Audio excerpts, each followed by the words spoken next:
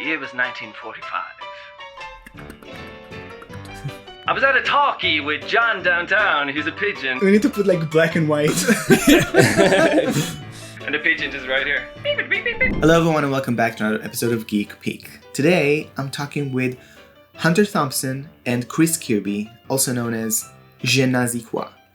GenasiQuoi is a musical duo and you can find them basically anywhere online. And they create little musical D&D skits. Talking to them is so funny. I enjoyed this interview very much. I asked them about how they met, how the duo came to be, and explored their creative journey with them. This was such a good interview. I laughed so much. I hope you enjoyed this one. This one was so fun. Without further ado, enjoy the interview. Chris and Hunter, also known as GenasiQuoi, welcome to the show. Thanks for having us. It's great to be here. Hello. Hello. I am so excited to talk to both of you. I've seen so many of your videos on TikTok. I laughed my ass off. And I have been enjoying your content very, very much. So, thank you. Before we kind of dive into like what makes this duo work, I want you to kind of go back and tell me, even before you met, what were your inspirations and what were your connections to music, to content, even before GenasiQuoi became a thing? Whoa. What a question. Hunter, do you have an answer for that? It is a huge question. We could be here a while, so I'm trying to package inspirations. Do you want to go first? Well, I'm just trying to go through all my life really fast, and I'm just like, Yeah. oh god, Rolodex. at the age of 21. Flashing. Is this? 22? I'm like, okay, you go, Hunter. Go for it. Go, shoot from the hip, Oh, baby. sure. You go. Okay. Inspirations. Creativity was a sanctuary in the darkest times. For sure. I didn't musically liked music as much as the next person, for sure. Definitely had a more eclectic taste, probably from moving around a bunch and getting a lot of different influences. When I was growing up, I didn't know that there were other radio stations on the car, in the car. So we listened to the golden oldies all the time. So like a lot of Motown, Temptations, Sam Cooke, that sort of thing. And it's something that I just kind of love now. A lot of rockabilly. And then always leaning toward rock. We both love Queen. Shout out to the shirt. For the theatricality, did theater a whole bunch. And then not so I guess it was 8-9 years ago, when I was really writing poetry and discovering that, I was talking to some musician friends and they're like, oh, let's just put this to some music. And that started me off to the races, going like, oh yeah, musical lyrics are just poetry that somebody put music to, and that's music. And I was like, well, here we go, off to the races. And then just started doing that. So this is going to be the cheesiest answer. My inspiration were my friends, were the people I worked with. Because there's something about Hamilton being in the room where it happens, being more than yourself because you're kind of just melding your brains together, and all of their influences. So the answer to this question for them, seeing it in person as it is developing as I am musically, I don't know, I wouldn't trade those experiences for the world. And that's kind of what we do all the time now. So I would say people around me. Amazing answer. That's 10 out of 10 is what that is. I have to follow that? Yes. Okay. I give it a go. Here we go. Inspirations. Somebody asked me the other day, actually, and it's just my go-to answer, and I have it so well rehearsed that I'm going to whip it out and just give it to the pair of you right now. The answer.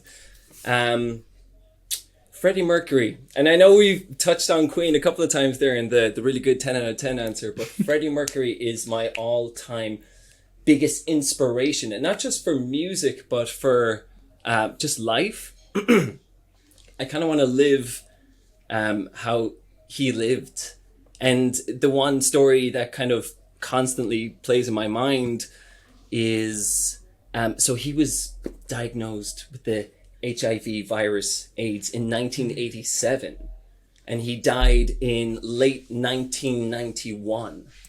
And between those couple of years, he released 2 albums with his band, and he recorded enough material to posthumously release a 3rd record, which they did in 1995.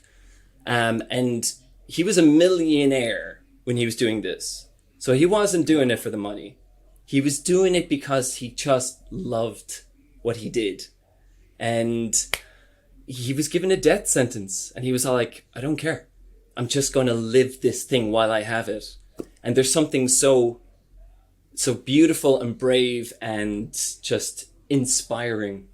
Because I want to live like that, because life is hard, you know? I mean, sometimes you get down and you just stay on the couch or on the bed and you don't want to do nothing. But like, this guy was given a death sentence and worked so hard until he could not stand up in the recording booth to do another vocal take. I mean, he gave it his all. I want to live my life like that. He's such an inspiration. That's my answer. 9 out of 10. What do you think? 10 out of 10. 10 out of 10. 10 out of 10. 10 out of 10. Yeah. Okay. Freddie. Okay. So, from inspirations, talk to me a bit about how you connect to content, like social media, websites, audiences, even before you two met. I wanna lead us to the moment where you met, but were you creating content separately? I was off of social media for, I think, 6-7 years before GenasiQuoi started, and I was very apprehensive in any sort of fashion of getting on any sort of social media. I realized it was an unhealthy patch for an isolation that I was in.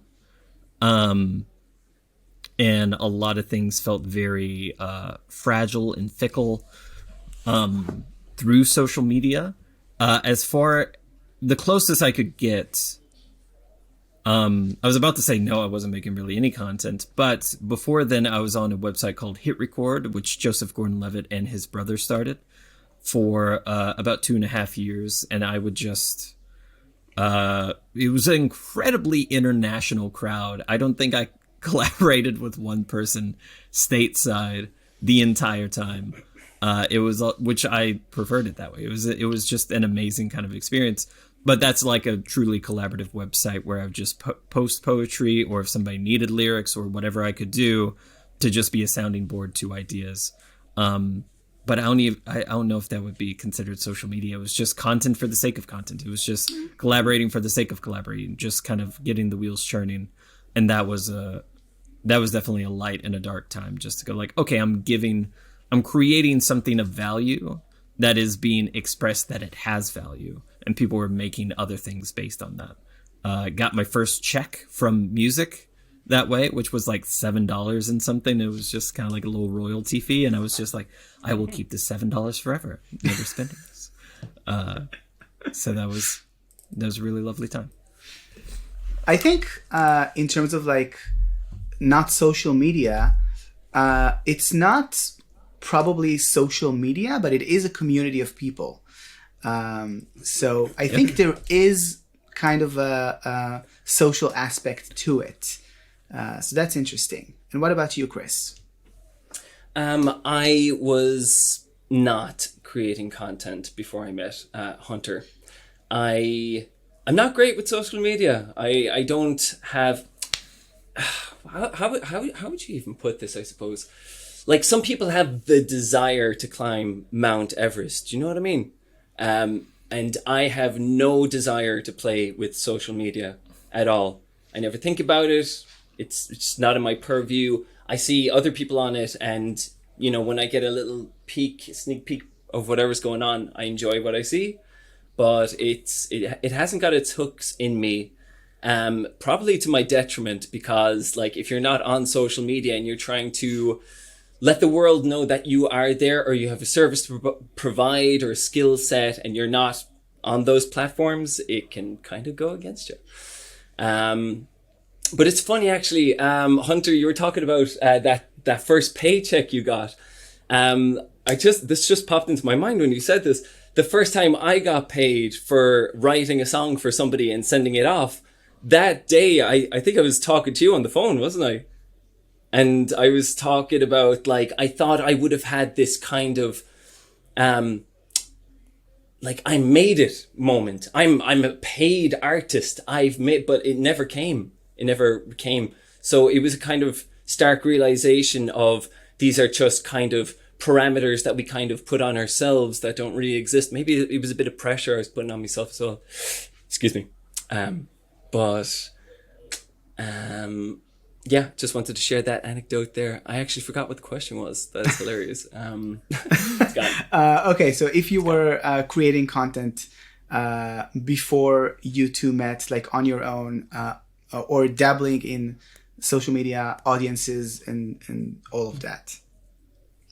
So yeah, defo answered that. Now that I remember what the question is, I was like, yeah, there's the answer. Yeah, so you did answer. Okay, so now I am going to probably piss off one of your fan question askers, because I'm going to ask a question that they asked before we get to the fan questions. And that question is, and I'll probably put the name of the asker above the video. How the heck did two dudes in two different countries both meet and find a way to make content across the ocean together? Pigeons. Many. Several, in fact. We can name them if you like. John. Johnny. George. Jim. Yeah, they're all J sounds for some reason. Jorge. Do you want to answer that seriously, Hunter? I want Chris to answer this because I answered it in a different way in the previous one, and I just want to see Chris's version of how we came to be. The year was 1945. I was at a talkie with John downtown. He's a pigeon. We need to put like black and white. And the pigeon is right here. Okay, so it was the pandemic. I remember this. Myself and my wife were living on the west coast of Ireland, a place called Spanish Point. And a friend kind of put us onto D&D, and we were kind of, kind of 1 foot in, 1 foot out. And then we found out about campaign 2 of Critical Role.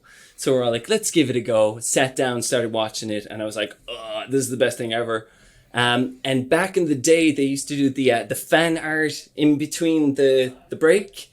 And we saw some cool stuff. And one thing in particular that had an Instagram tag on it. And I said to my wife, because I don't play with social media from the first answer, or the second one.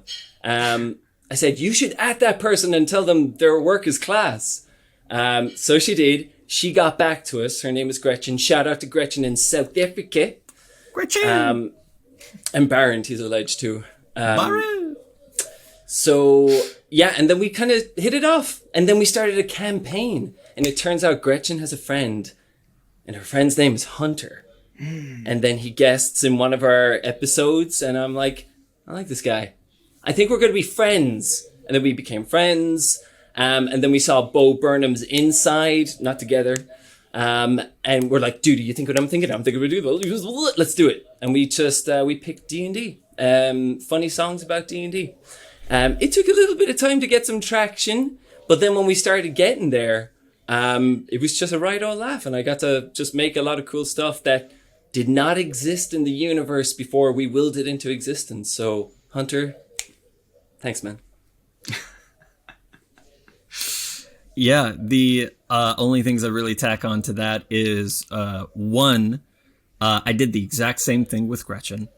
And I've never done it before, never done it since. I'm going to message this person. Something in the stars was like, talk to this person. Ultimate butterfly effect. Gretchen told me years later that only 2 people have done that to her, which are us 2.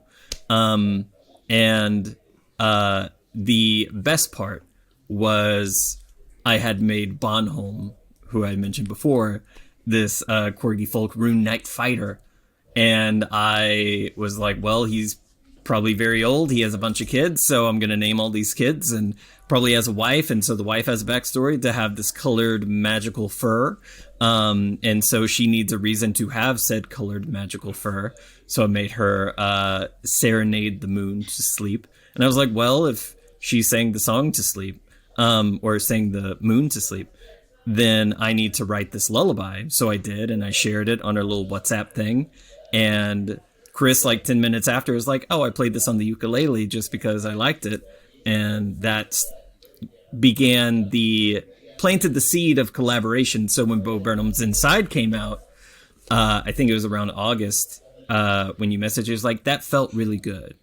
I think there's something there. And there's no reason why Bo Burnham in one room can make all this brilliance, and we're just kind of sitting here pandemic and not doing something ourselves. And so then we just went through, what do we want to do? What inspires us? And hit the ground running from there. Yeah, I mean, you could say that it was D and Destiny. Okay, thanks for the pity laugh. Appreciate that. Thank you, Oren. It was good. Fix that in post. Cut that. We can Gavin? Gav. Cut that. Can we have some sparkles, like a harp sound right after D and Destiny? Gavin?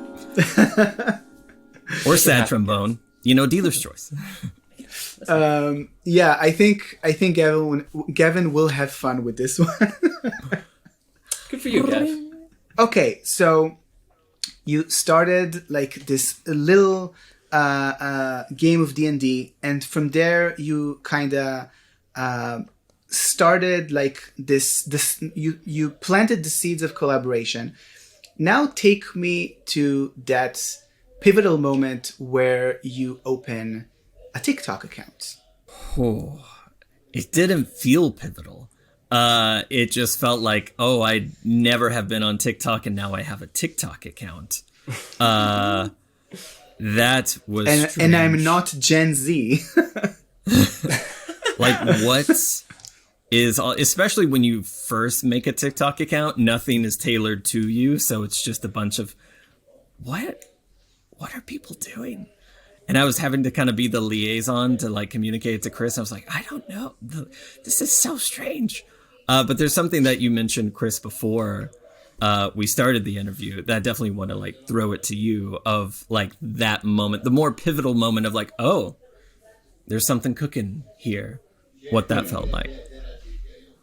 Oh, there's something cooking here, like before we set up the account? No. Like after we set up the account, like what was the first kind of taste of we are reaching people? Oh my God, dude, it has to be the Smiley Day song, wasn't it? That was like the Smiley Day, or because for two different reasons, the first little Nat 20 happy one that got like 15,000 hits or something. Yeah, the drunk, can I drink 20 pints? Oh my exactly. God. Cringe. Exactly. Looking back now, oh my gosh. Yeah, that one got 15,000 views, and that was, we were sky high. We were just like, we made it. We won TikTok, 15,000 views. Yeah. I'm like, put me in the ground now. I'm done. This is amazing.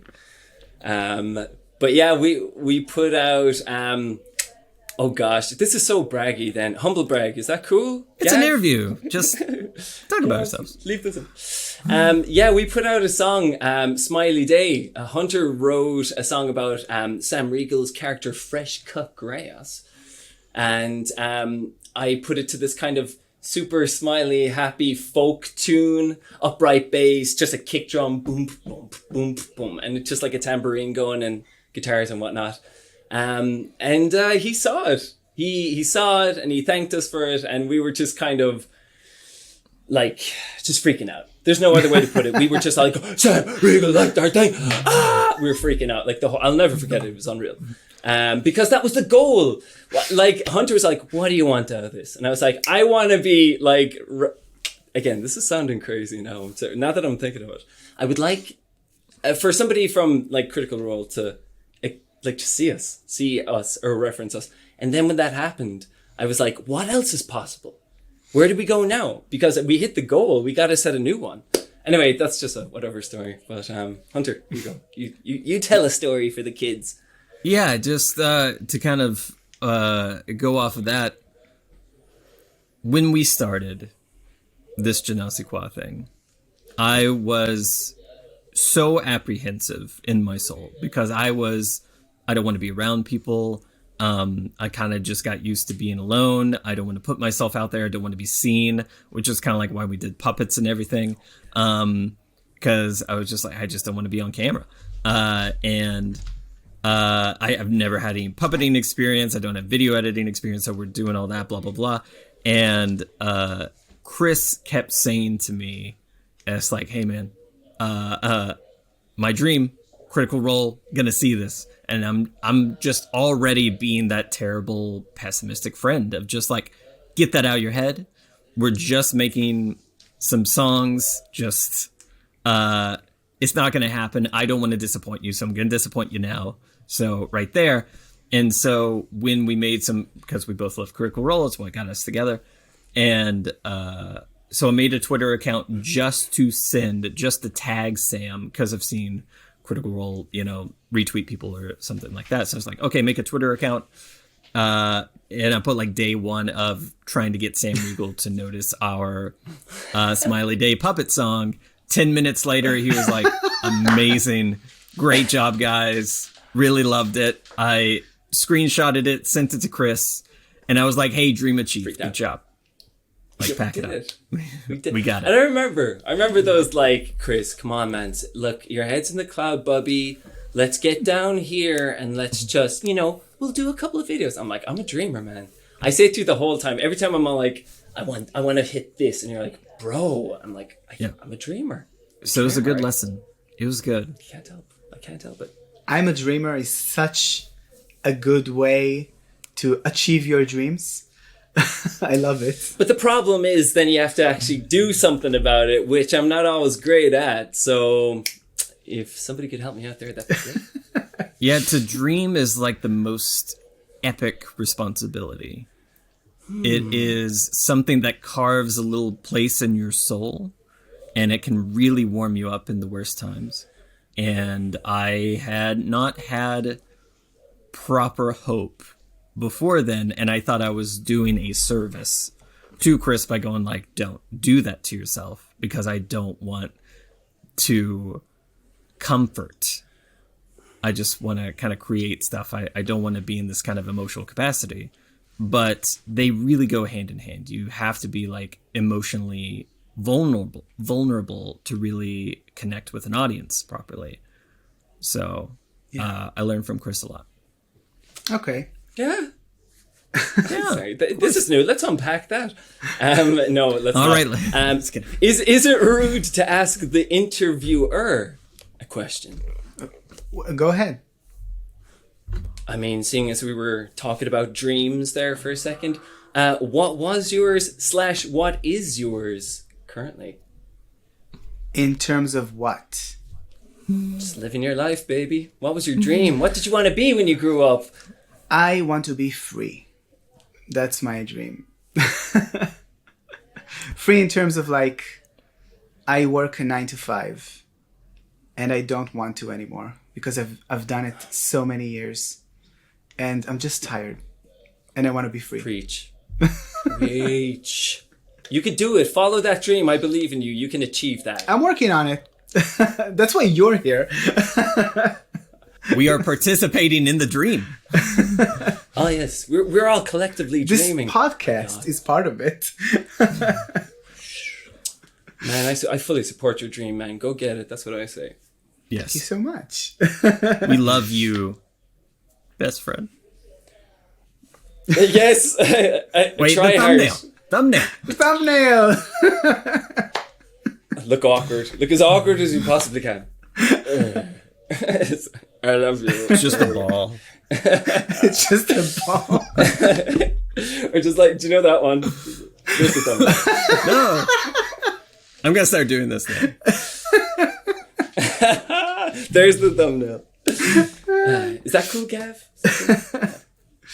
Is that cool, Gavin? Come on, Gav. Come on. Play ball.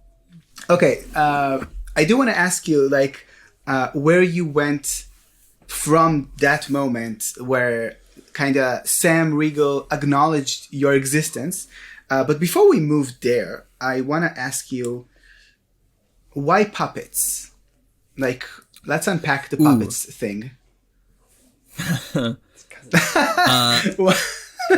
We're Chris is circling ugly, his face. Oren. We are not what you call conventionally attractive. How dare you?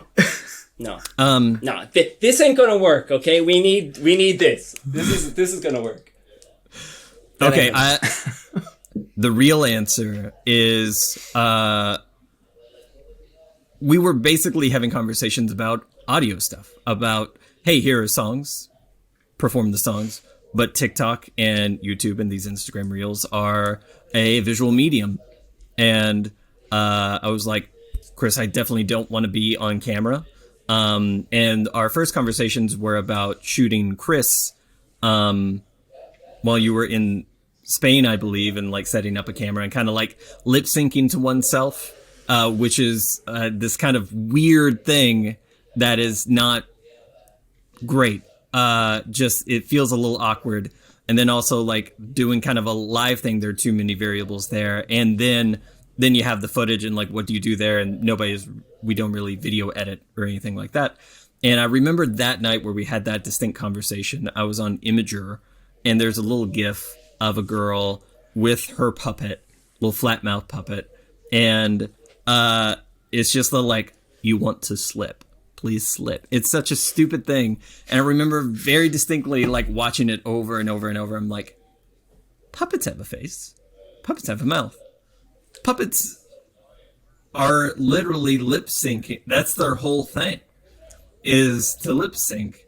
So I went and I think it was like $40, $50. Wow. And I was like, that's the best, because everything else was like $200, $300 in that range. And I was like, Chris, puppets? And he was like, yeah, for sure. So I got one, then I got another, and now it's our brand. And here we are. Wow. People like puppets. People like puppets. People like puppets. People like puppets. Did the creator of the puppets like reach out? I left a review a couple times for each one and said that we had made content with it. And just gave like really, really heartfelt reviews. And so they like messaged me back. It's like, oh, thank you so much, blah, blah, blah. But they haven't seen our stuff as far as I know. Oh, okay. Which is a real shame. That would be interesting to see how they react to that. How they react to their Cease creations and being desist used. letters. Yeah. Lawyers knocking on the door. You're like, hey, man, you gotta stop, man. You gotta stop. Yeah. Lawyers. Like puppet lawyers show up. Hey. Puppet lawyers. Yeah, you gotta stop, man. I mean, we're gonna break your knees. Like, come on. Less of that. What in the Muppet movie is this? That's so cool. I love this so much. Hope you like it too, Gav. Honestly, I should have just been the puppet this whole interview. No, we need but to see nobody that mug. acknowledged it. People know what you look like. Wow, that would be so cool. Is the puppet making an appearance tonight, Hunter? Is it too late? It's right over there. Do you want to give it a guest appearance? I'll get my ukulele. I'll go off screen as well. Oh my gosh. Roll for song live. Okay. No, I do have a dice. Let's make it fun. Sure. And if I roll like last time, Hunter. Is this for the? Oh yeah. Yeah, Chris. Just so you know, he rolled a d20 for like a spoiler. 1 being a like non-spoiler, 20 being the major spoiler for the stream, and he got a natural 20. Oh, go away. Did you honor it? I did. You're a good man, Hunter. Well done. Yeah. I'm very much about games and rules, so if you say this is what we're doing, I'm like always down. Yeah. So it works both ways. Like with Hunter, I got a nat 20, but with Patch, I got a 9, and then 9. And then he was and then he was kind enough to give me advantage, and I rolled a 5. Well, do you know what? There you go. That's life, isn't it? That's D&D. That just happens, isn't it? That's D&D for you. Okay, so I'm just going to put this here so people can see. Ooh, nat 20, please. Good God. So let's roll for live performance. That's an 8. That's 8. Kind of where my skill set's at. So that's yeah. So okay, so how do you want to do this? Do you want to? That's the thing. That's the right. Song. How do you want to do this? Was our first song. It's true, actually. Okay. That is a true statement. All right, so here's what we're going to do. Hunter, you pick some random scenario, and I'll try and write something down real fast, man. Any rhymes you got there? Okay. So 8. I'm thinking about like the interview that we are having right now. So keep it very topical, right? So I say, what about a Freddy-esque, like Queen in the studio throwing things around about our story. Like, ooh, this can be like, this has been following me around, like the butterfly effect. Okay. Yeah. Like our little story about how so many things had to happen, the destiny of it, the fate of it, the across the sea. Ooh, I got it. Okay. This is amazing. This is amazing. I have the whole thing ready to go in my head right now. Do you want to hear it? Yes. Go. 2, 3, 4. Freddy thinks Hunter is cool. Freddy thinks Chris is cool. He really likes GenasiQuoi. Yeah. The end. So royalties, how will we handle that? Like, will we talk to Gavin in post, or can we get the puppet lawyers in here again? Just we'll edit in the puppet lawyers later. Yeah. That's good. Hey, Chris, that was a solid 8, man. Just out of 20? Nice.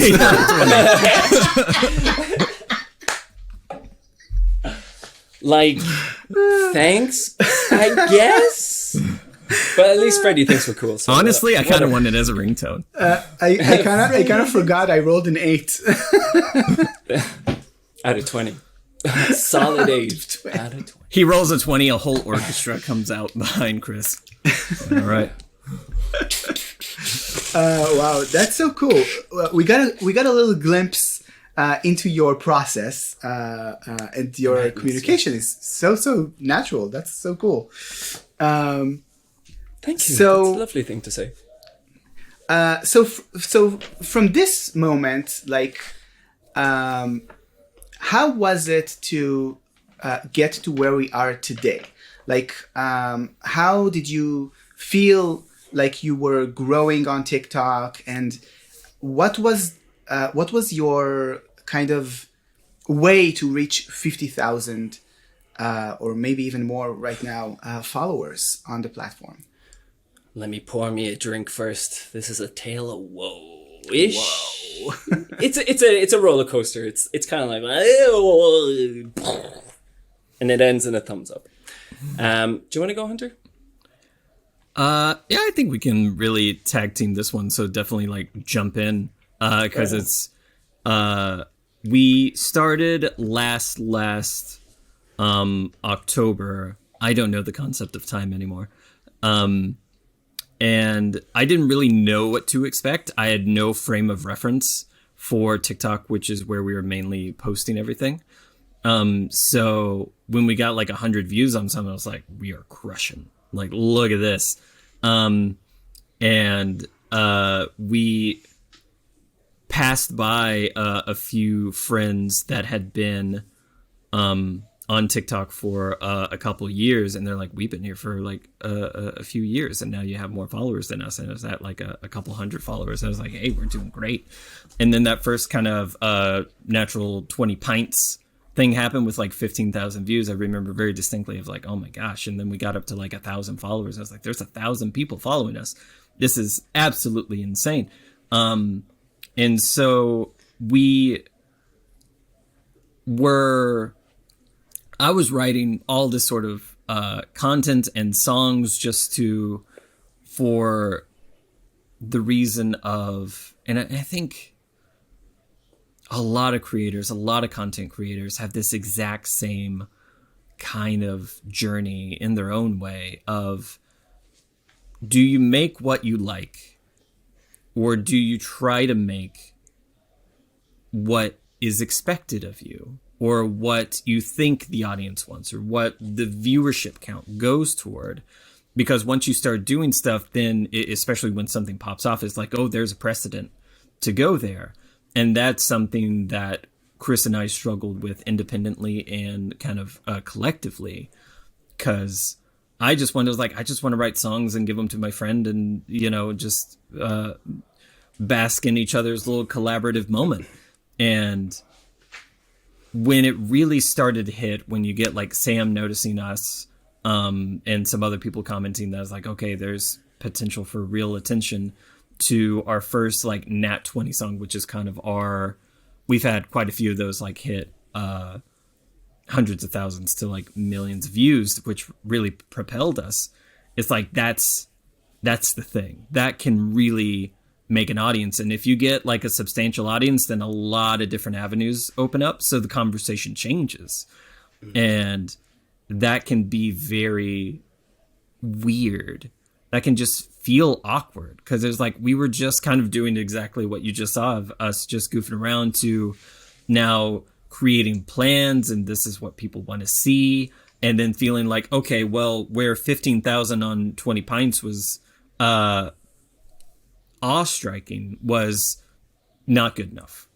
That doesn't even blip on the radar, and that can just feel like insurmountable, because you are kind of beholden to this algorithmic amorphous, we use the word fickle a lot, monster. It is fickle. Yeah, isn't it just? And everybody struggles with it. It's always adjusting. Nobody knows where it's going on. There's a whole industry just around interpreting this, these runic symbols, that is the algorithm. And I struggle with it because I was off social media for so long, and the game had changed many, many, many times since the last time I was on there. And now I have like this thing, and I don't want to disappoint my collaborative partner. And so when I realized one thing in particular, I think we both did, is that an audience on there is not made via crawl. It is made in just a few leaps. And so some people are just like, I'm just churning out content, a few videos a day, and each one of them maybe gets like a few hundred views and maybe just a little bit of followers with each one. And then sometimes something hits and you gain 20,000, 30,000, 50,000, 100,000 followers in one video, just from one thing. And then they're speaking at conventions or brands are reaching out, and that's just from one thing, and usually it's the one you don't expect. So you're just pulling out your hair because the conversation has changed, and it's very easy to kind of lose yourself and lose why you kind of became silly in the first place. So one of the most important things in life that I say to everybody is just balance. It's okay to be aware of those shifting sands and the winds of the sea and being okay to sail them, but you gotta realize why you went out onto the sea in the first place. Yeah. Your first reason. There's a great show. Oh gosh, I don't know. Can we talk about shows that we actually like? Yeah. Or is that like, Gavin will edit those. You can talk about whatever you want. Man, there's a TV show on Netflix, and they cancelled it after the second season. It's called The OA. And there's a very profound moment where a character's trying to like rejuvenate another character by trying to say, like, what was your first reason?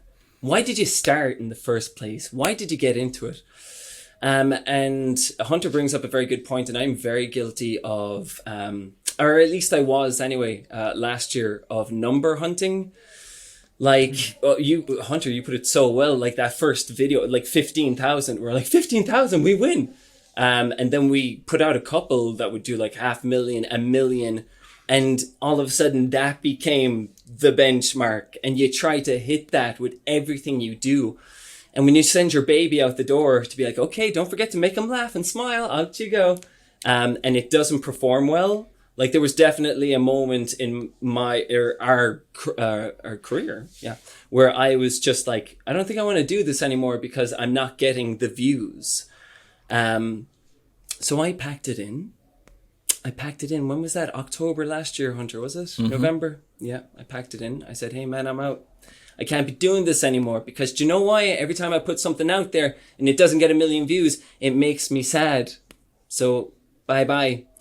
And earlier this year, I was like, what am I doing? What, it was making me happy to begin with. And now I don't have it in my life anymore. And I wasn't creating anything apart from stuff that I do for work that I have to do. And then I reached out to Hunter and I was like, man, I was a total ass. And I didn't beg him to take me back, but I was all like, hey, do you still want to do that? And Hunter, thank you so much for bringing this back into my life, because I don't know what I was thinking with those numbers. They're just so silly. I can't believe that I was letting that like just make me upset, and I was keeping myself upset and just Anyway, I'll let just to tie that in to numbers are a fool's game, and remember your first reason. And just follow that. If it makes you happy, it makes you happy. If 2 people see it and they like it, then then that's worth it. That's worth it. If 1 million people see it, grand. Doesn't matter to me now. I just want to make music with my friend. I love this so much. This is something that every beginner creator should hear. This is a lesson for all of us, even people who do have an audience, that sometimes the thing that is what you need to focus on is not like the people and like the audience and the numbers. It's so easy to think about, oh, we're not getting like a 500,000 views now like we did in the last video. But can you actually imagine 500,000 people around yourself in a stadium or whatever? It's crazy. So many people, you can't even imagine so many people listening to something or reading something or watching something that you made. So actually, like being so conscious about like, okay, I'm just gonna do what I like and put it out there. It's such an important lesson for so many people to hear. So thank you for sharing that, both of you. You're welcome, Oren. You're very welcome. But yeah, I think it's important, man. I think it's really important because like people live and die online these days. And God, it's just, I don't want to get too meta, but I'm little D&D. Anyway, but like it's all one big just illusion. Yeah. If somebody vibes on that out there in Radioland, you know what I'm talking about? But like just getting caught in the trap of I'm not someone unless I'm doing this. Or for example, if somebody's a taxi driver, my dad, shout out to the Fox, he can't stop working. He's been a taxi driver for 45 years and he's 70. And the thought of just being at home, chilling out, repulses him, and he's just a workaholic. Because if he's not a taxi driver, who is he? And I think kind of identifying with what you're doing to the extent that if it's not doing well, I'm not doing well, the lines can become kind of blurred there and you can lose yourself. People lose themselves in numbers all the time. Money, right? Money stress, money problems. People, you know, I understand we all need that stuff to like keep the roof over our heads and our bellies full. But my gosh, just like when you play the numbers game, just keep your wits about you if you can, is my advice from somebody who stood in the bear trap. You know, just keep your wits about you. It's this too shall pass. This too shall pass. And all that. Yeah. You can't quantify happiness. You can't just drop that sentence and stop talking afterwards. Let's try. See what happens. Nothing's happening. Okay, something should happen. Explain Muppet yourself, lawyers. young man. Muppet lawyers. We're back. Hey, we're back to break your legs. Your felt legs. Say something. There are no legs. It's just a puppet. Yeah, there are no legs down. That's a good joke. I'll break your legs. We're here to break your legs to a puppet that has no legs. Ooh, I'm scared. Hold on, explain that. What was that? You can't quantify happiness. It's around the same idea of if some number that you're attributing to, we'll say like viewership, since that's what this interview is really kind of circling around. It will never be good enough. You will hit a plateau and that will be your new foundation. And then it'll be raised and raised and raised and raised. And the quantity, the number there represents this nebulous amount of no-name, faceless people you will probably never meet. And I think it's very easy to slip into the feeling that you do not exist unless you are perceived.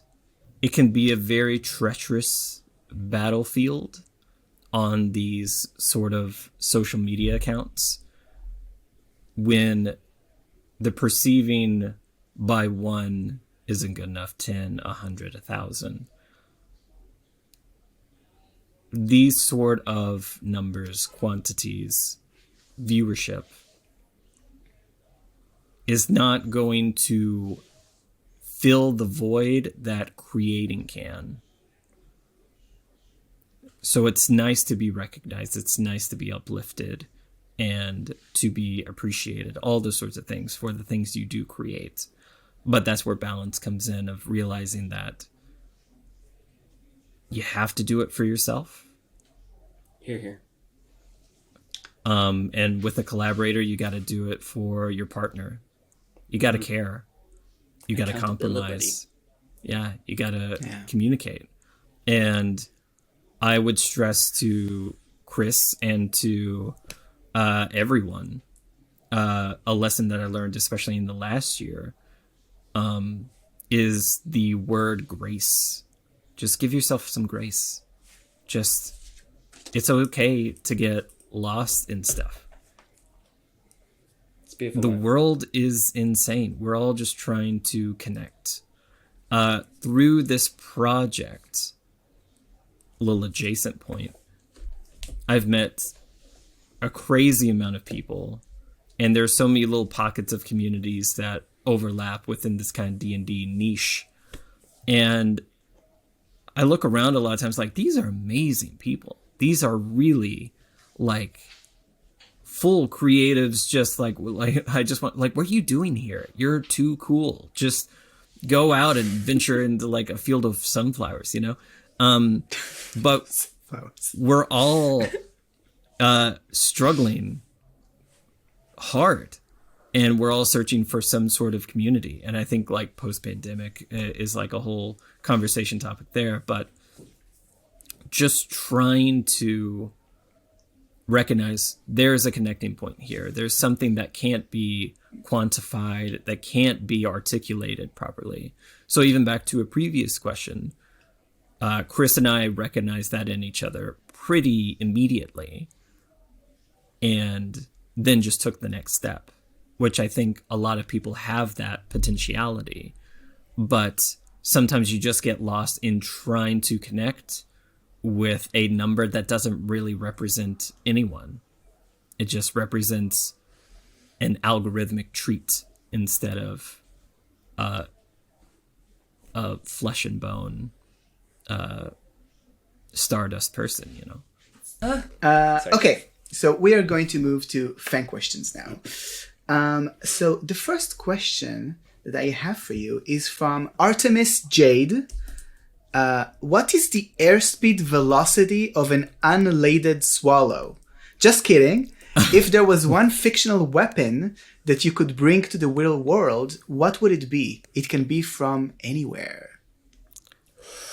Good Monty Python reference to top that off. Good. Fictional Portal gun? Portal gun is it? a great answer. Come on, portal gun. That's so good. Because nobody can get hurt. Can they?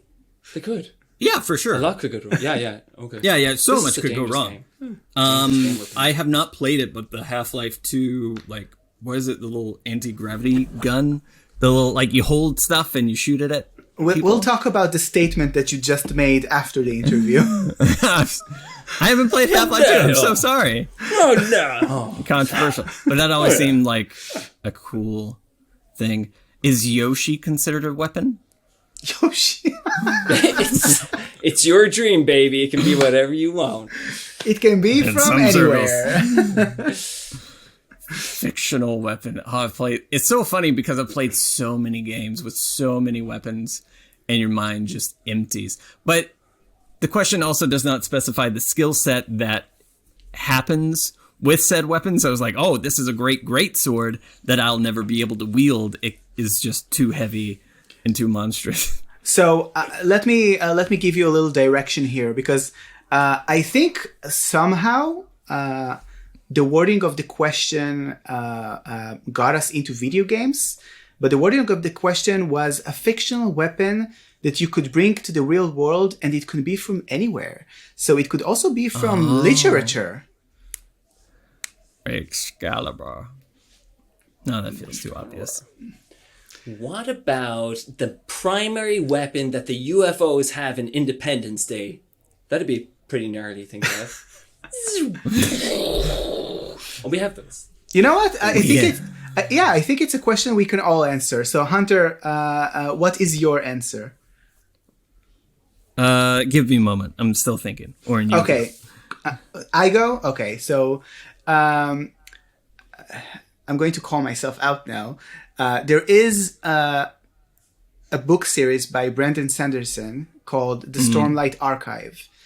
And there is a thing in this world that I don't remember the name right now, but there are some spren. Spren is the word. Some spren, and spoilers for Stormlight Archive nerds, I'm sorry. Some spren can transform into swords. And I want that sword, because that sword could actually kill anything just by touch. What? So say you accidentally just rub up against it. Oh, sorry, sir. Excuse me. So yeah, technically that happens in the book where someone touches someone's arm and the arm stops functioning. It's not cut off. It just passes through it and it dies. Like that limb. You want this in the real world? How dare you? That's my choice. It's your dream, baby. It's your dream, baby. I'm going to go with another video game one. Go for it, son. Because I'm just stuck on Mario right now. Mario. I want the leaf from Super Mario so I can turn into like a flying tanuki. Raccoon. And just Whack people with your wag tail. my tail. Yeah. Hit people with my tail, wag it, and then just fly around. So if you're in the world of Mario, can I point you to the world of Zelda? Yes, you can. Yes, you can. You could try. Oh, so many good weapons in Zelda. Thank you! I'll take the Triforce. Good choice. Just the whole Okay. thing. This might be a deep cut, and I don't know if you guys know this weapon. It's totally fictitious. So Batman had like anti-shark repellent or something like that in his bat belt. I would bring that into the real world, monetize that, and make a gazillion overnight in Australia. potentially. So that's what I do. But that's purely for monetary gain. Plus, it's handy. Do you know what I mean? Like if you're out for a swim and something's at you, I mean, you're if you want shark repellent, we just set up a screen and show Deep Blue Sea to the sharks. So they know what they're all like. Deep Blue Sea, Jaws, Megalodon. I don't know any other shark movies. Sharknado. Sharknado. Oh, they would love that though. Shark movie theater. That's something to monetize. Yeah, get on that. Write that down. Yeah. Oren, this is our thing. We'll now, put you like, in on the next thing. Business meeting.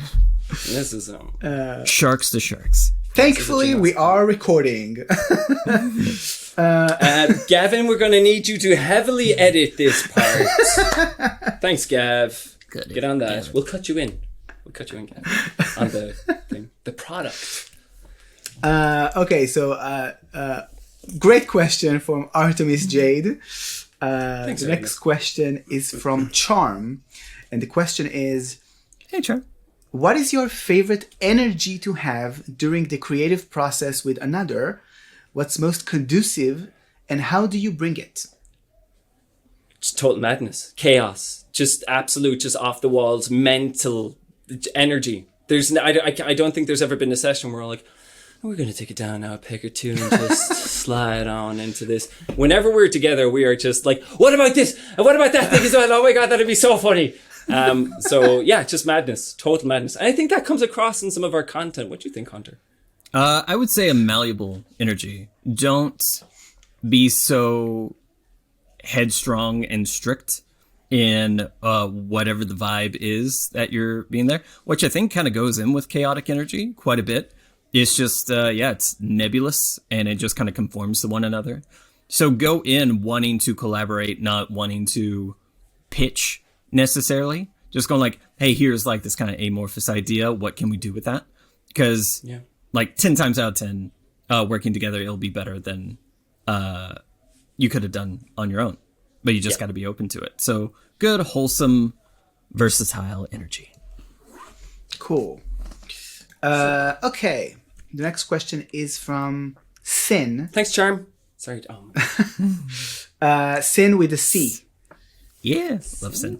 The question is, how do you work around creative differences in a way that blends your different visions for a project? Murder. Murder. Compromise is a beautiful word, sir. A whole bunch of meet you in the middle. I'll meet you in the middle on this one. This time.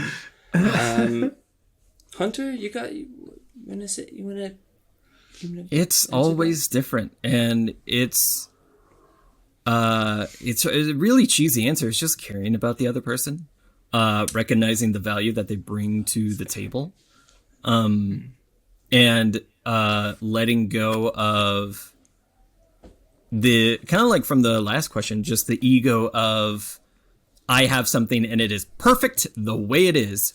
Don't do anything kind of thing. Because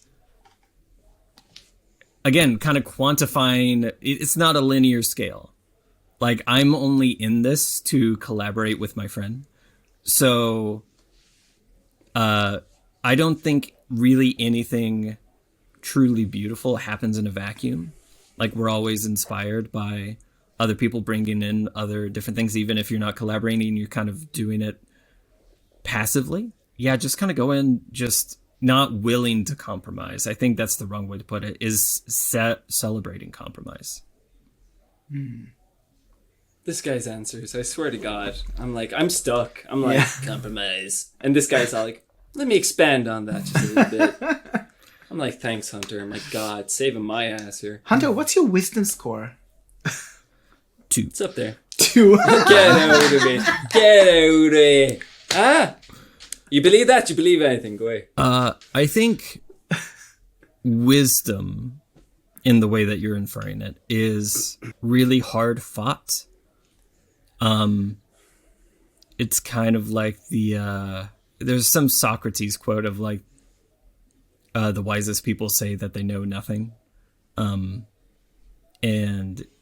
it's just talking about collaboration. It's just being versatile to the moment, to being able to not be so steadfast in the placement, even kind of the Bruce Lee quote of just like be like water, right? So it's really being perceptive, which is based in wisdom. And recognizing that, I think this is kind of off topic, but it's what it's making me think of. I think people get so hard up about this is who I am. If you don't like it, take it or leave it kind of thing. And I think people forget tact and grace a lot because everybody's fighting battles that you don't know of. And I think a lot of the wisdom is on the other side of that. If it is through each step of the grieving process, which not a lot of people get to the other side of that, to acceptance. Sometimes you just kind of get stuck in the middle of it. So I think wisdom is the good side of resentment, of cynicism. Another good quote. I think it's, I don't want to miss it. It might be Asimov, I'm not sure. But behind every cynic is a disappointed idealist. Okay. And so I think the sentence you said before that is a good quote in itself too.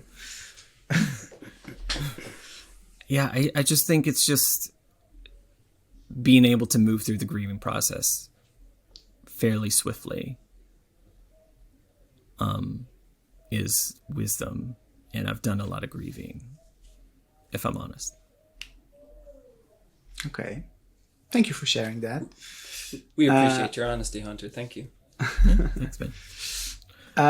Okay, so if we're talking about low points, the next question is a good segue into that. The question is from Veronica, and Veronica asks, what are some things you do to get out of a creative slump? Murder. One day. Murder. So you're on your own here. I do not do that. I do not partake in the murdering, but whatever floats your boat, baby. Murder. Okay, he's sticking with it. Okay, I didn't think he would. Okay, no. I was sorry. Creative slump.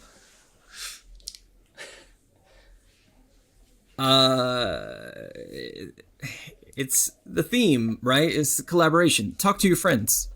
A lot of times, and Chris kind of knows this about me, like I'll create something very small that I have to build something around it so that it can house it, right? So, and I think Chris does that too, of just like, that's a really good line, or that's like even a good rhyme or like a turn of phrase or something like that. So you got to build a story around it. You got to build a song around it just so that can exist. And I think that comes from just conversing with people and being creative with people. So say the best slump is just stop creating and start connecting, and it'll just kind of wrap itself back around. I think that's also a good, like, in terms of creating and maybe even writing, that tactic of like creating something small that you need to expand on is a good like world building tactic. So if you're like, I really want this cool thing to exist in my world. Now what needs to happen? Why is it there? Why is the thing that is housing it there? Why is that there? Like you go back, it's kind of a recursive process of like creating the entire world because you just want that one cool thing to exist. Yeah.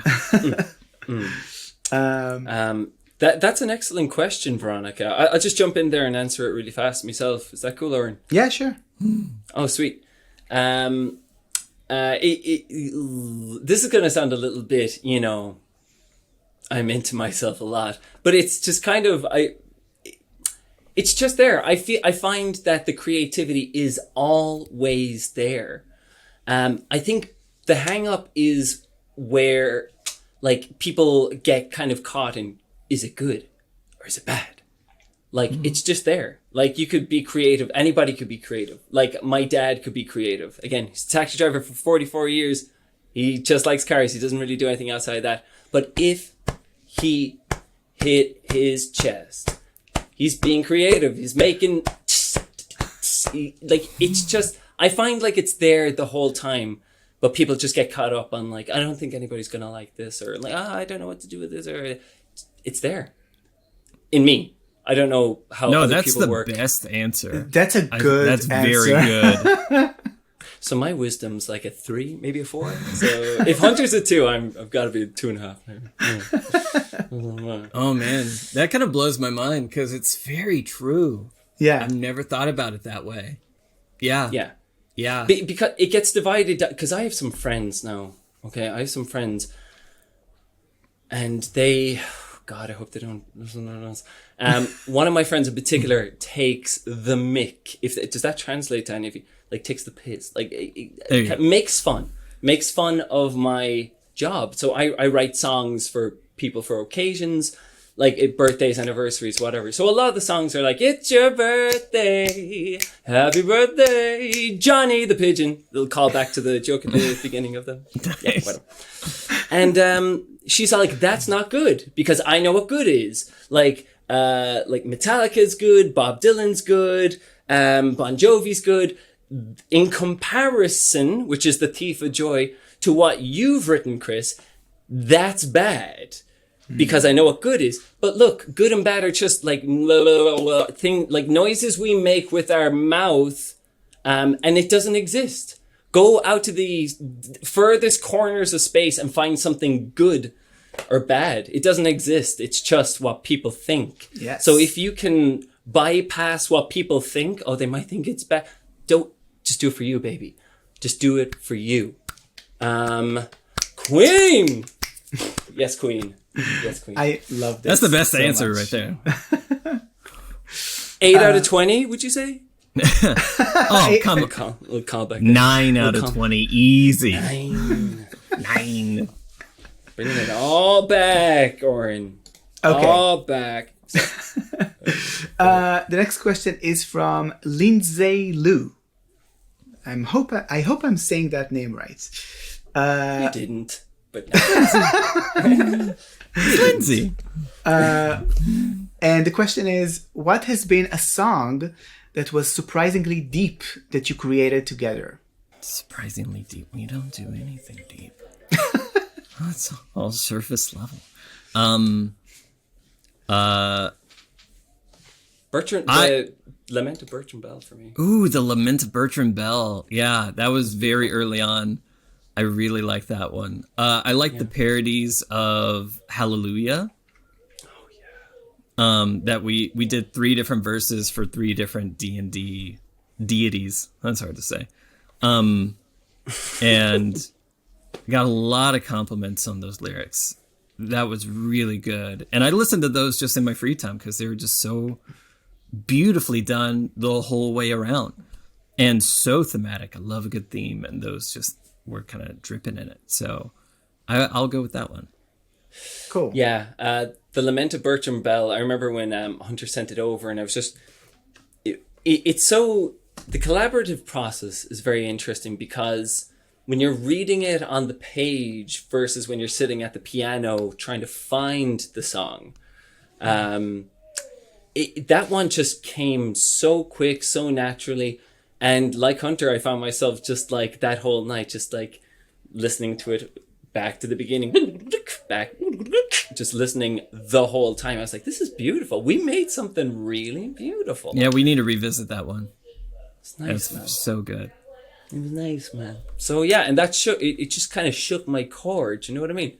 My soul kind of touched me deeply, and I was very grateful that we willed something into the existence where once there was nothing. You also said something there that I want to touch upon. You said you sit at the piano and find the song. What do you mean by that? If you could expand a bit about what that process is like. Yes, I will try to expand on that. So I'm sitting there at the piano, right? So I'm sitting at this piano and I'm reading these words, and the first word I see just makes me immediately go, okay, I'm gonna write this in a minor key. Do you play music yourself, Oren? No. Okay, so let me play something really fast for you here. So this is A major. We're gonna have a birthday party, yeah. But your grandma just died. So that's A major, that's A minor. So it's... Yeah, when I was reading it, I was like, we're gonna be sad today. You don't get a say in it, you're sad. Are you feeling sad, lads? So you just find... Even there, I found whatever that was. There's only like 12 notes in this key, and you gotta find them, and they're there. And that's my process. Do you understand? Is that a good... Okay, that's enough of that. So yeah, that's kind of... I just showed you how I find the thing. Look at these claps. Keep your hands in your pockets. After that, your mind's blown after that. God bless you. You're very kind. Sorry. So that's the process. I just sit down at whatever instrument I have, be it the ukulele, the guitar, the piano, and I just... Whatever the theme, if it reads sad, I can find it there. If it reads happy, I mean, I got that on tap. Just Okay. Thank you for your question, Lindsey Lou. Lou. I got it wrong too, Oren. Sorry. It happens. Okay. Next question. We have two questions from Candy. The first question from Candy is... Anti-can? You love entering before I start reading the question. It looks fun. I'm going to do it next time. Oh, no, I'm going to wait for the question.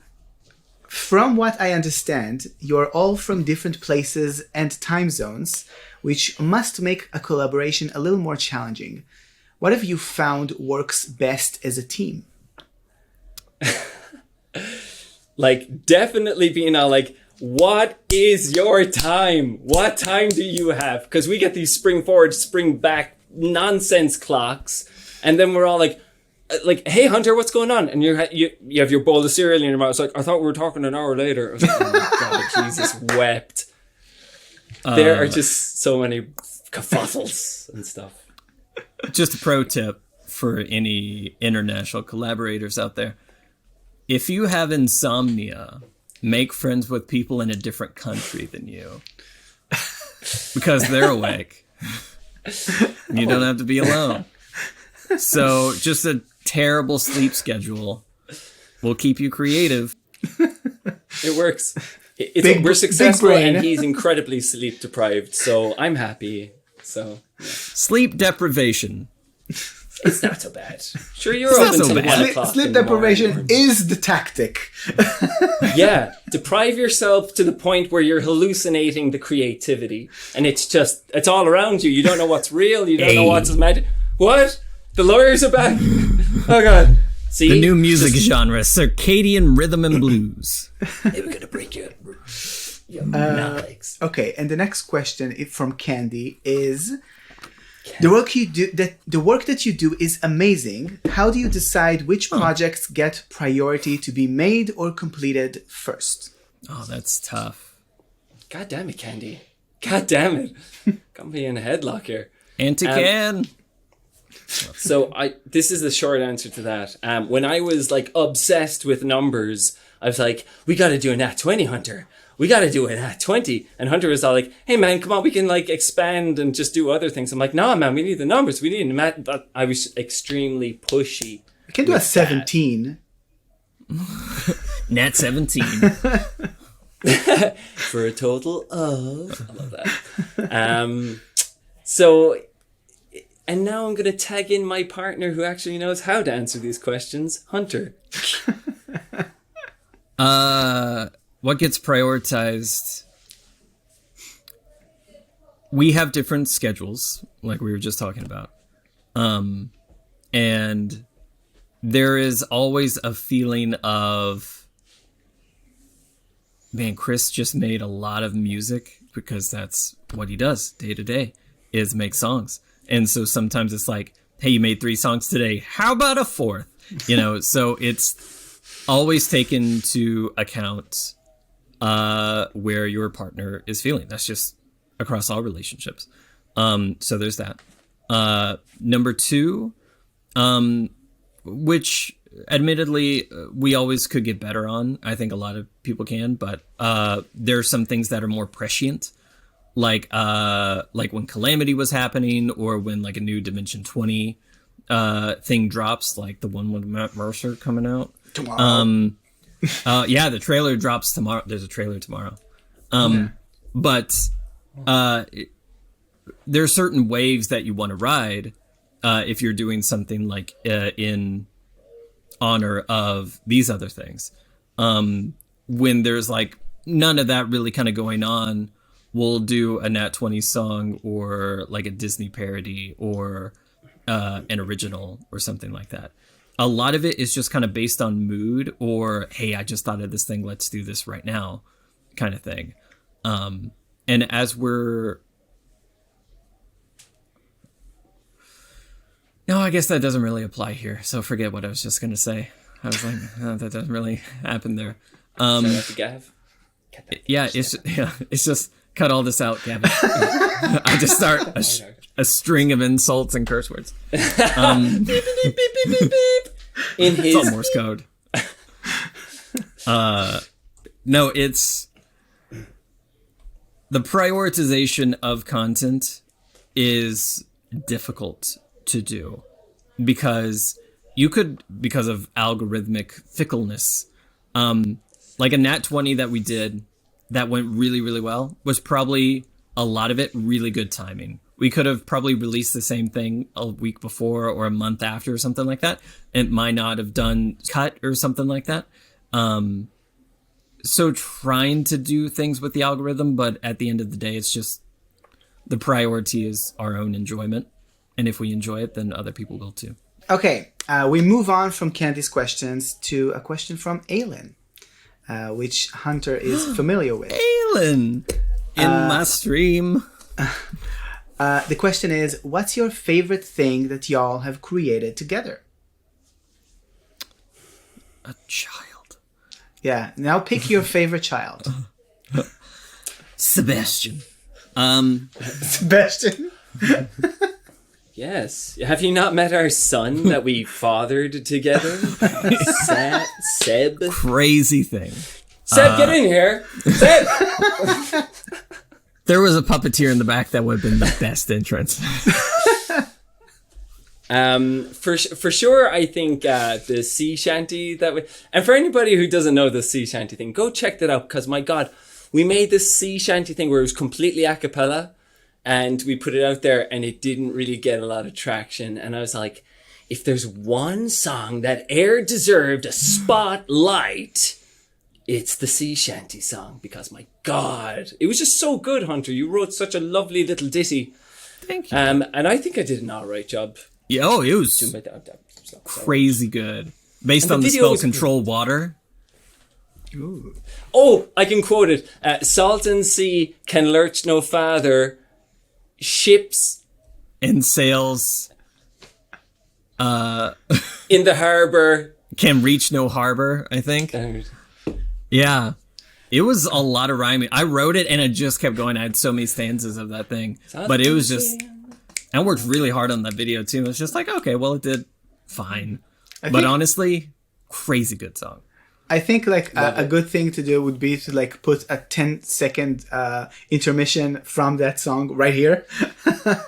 Gavin. Are you there? Gavin, I can't hear him. Salt and steep can lurch no farther, ships can sink and not leave harbour, wind and sin blowing from starboard, captain cannot control weather. Dude, I love Smiley Day. Smiley Day. Smiley Day. Smiley Day again. I listened to that over and over because it was just a nice, wholesome little song. It was great. About yourself, what's your favorite smell? Okay, yeah, that's beautiful. The next question is from River. River. Come on. From Weezer? And the question is, what is the process of creating the song and using the puppets? What goes into creating one of your videos? So we're going to go technical. Oh boy. Pour yourself another drink. There we go. There we go. Strap in. Cheers. Yeah, staunch of that. Let's see. So, kind of depends on the song, but a lot of times it's Chris has the origin or I have the origin of a song. He'll send me an idea. I'll send him an idea. He is an incredibly gifted maestro of imagination. And so we'll say for the sake of this, I send him some lyrics. He expands on said lyrics and puts it to music. He sends me like a demo version and we kind of okay it from there, maybe tweak the direction, but that usually doesn't happen. We're usually kind of like on the right note, pun intended, and does a fuller version. I get that. I play it here, do some playback. Sometimes I beat out the song like a script. So essentially go like, okay, at this mark, I'm going to transition because puppets are notoriously stationary. And when you're making content, you got to have a lot of kinetic movement to keep people interested. So having something very static will lose interest. And so you got to have doing something with the background, transition, all that sort of stuff. I use CapCut to edit the video, which is a great little app. And try to come out as my kind of experience with the app expands and video editing. I'm able to do more things, essentially just to create more kinetic motion. But it's essentially getting people to stay long enough to see the wonderful music that Chris has created. So I'll get the song, do the playback, lip sync it a few times, record it on my phone. I have a puppet stage that is various furniture stacked on top of each other with like 2 ring lights going. This is my wall that is painted. This is what we moved in here. So I use it as a green screen, and then take that footage and put it into CapCut and then edit it and usually send it to Chris to go like, hey, is this okay? But a lot of times it's like, this is not what I do. I just want to write music. But the bulk of my time, 98% of my time, is the playback, the editing, the puppeteering, and trying to figure out when the heck to post. Pardon my language. So yeah. I want to thank Hunter. Sorry, Oren. I just want to jump in there and thank Hunter.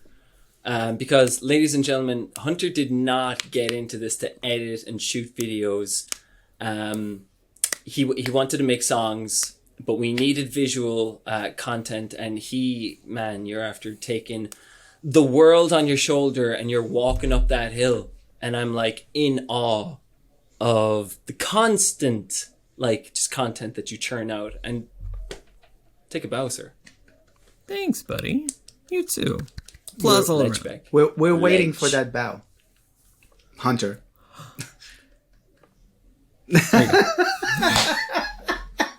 We waited for that. Yeah. Okay. Cool. Okay. The next question is from Patrick Perini.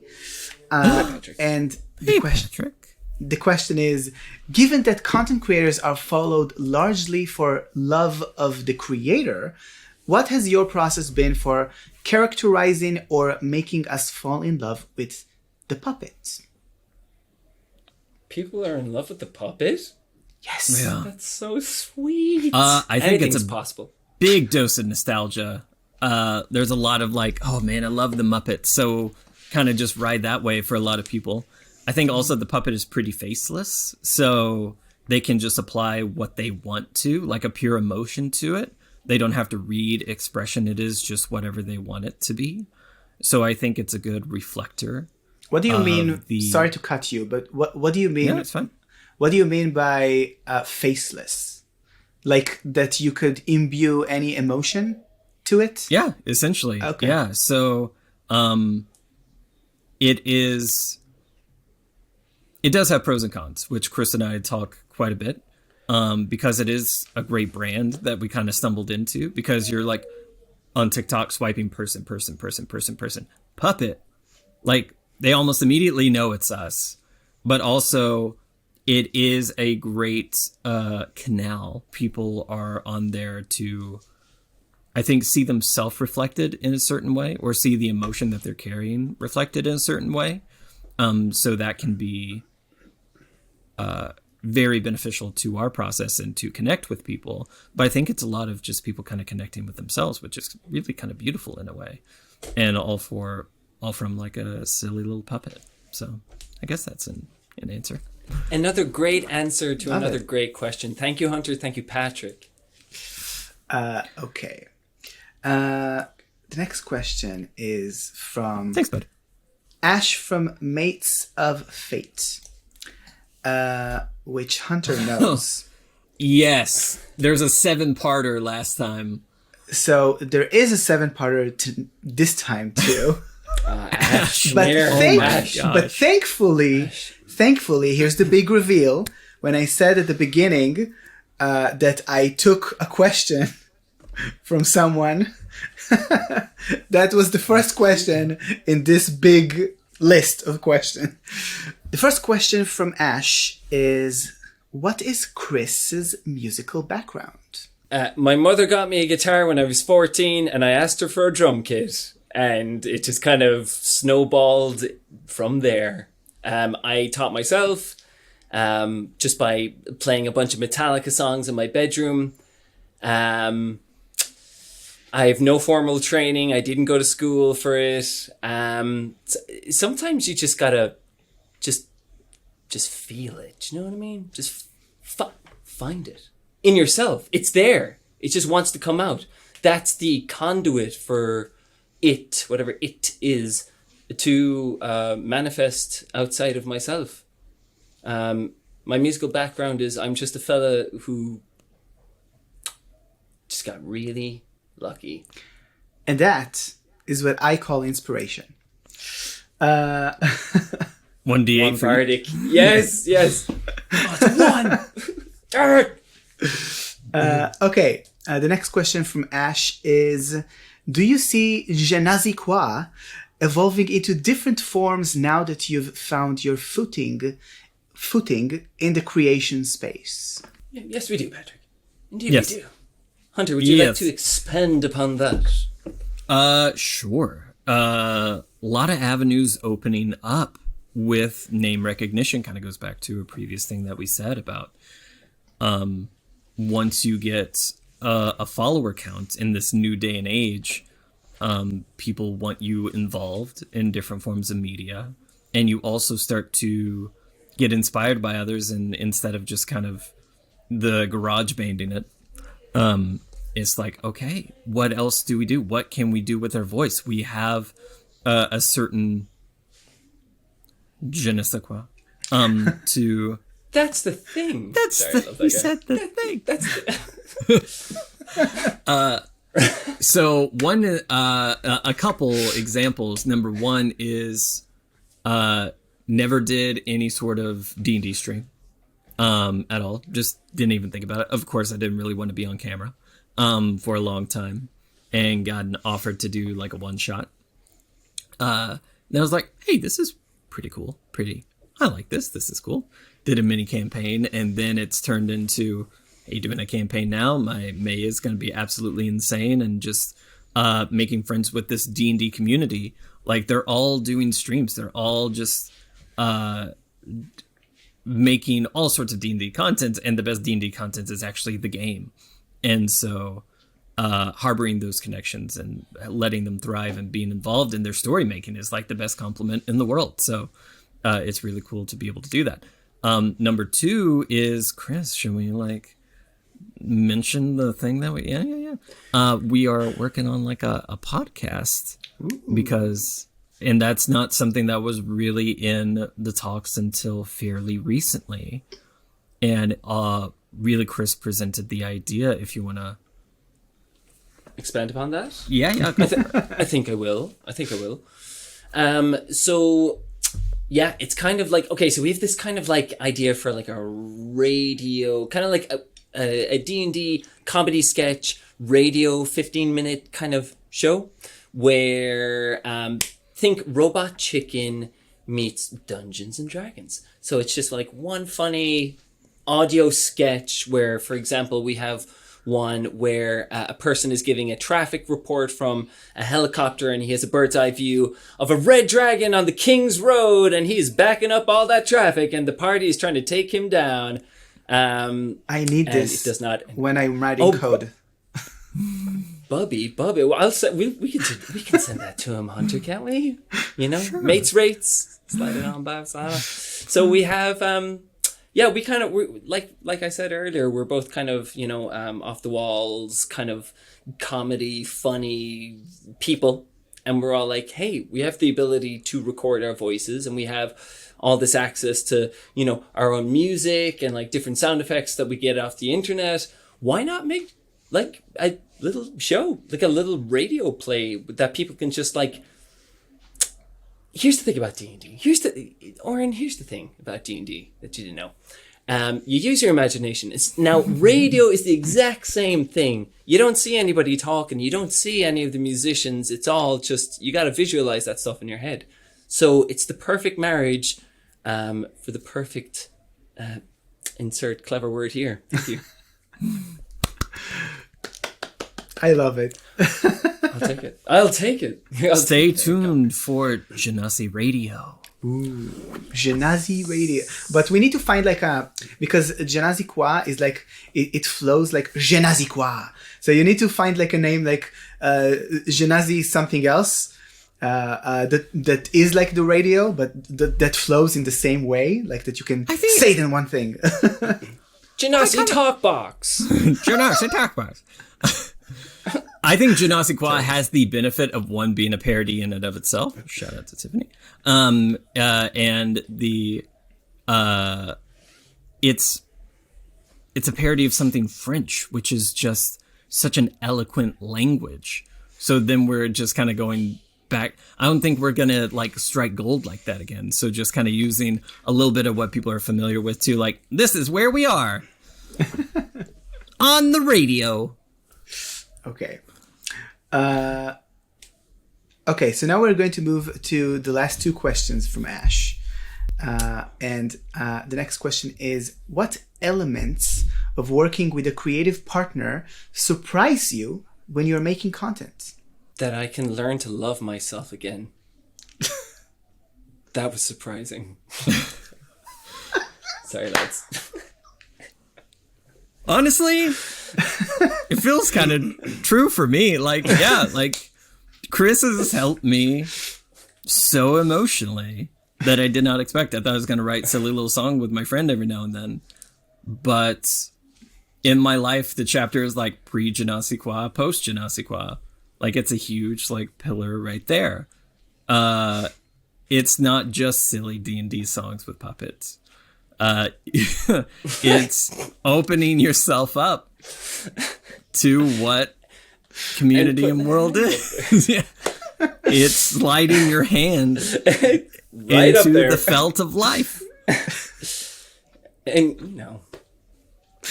The metaphor He was tracks. going to go there. Of course, it was going to go there. But we're going to pray to Gavin to get us out of this tight sitch in post. Thanks, Gav.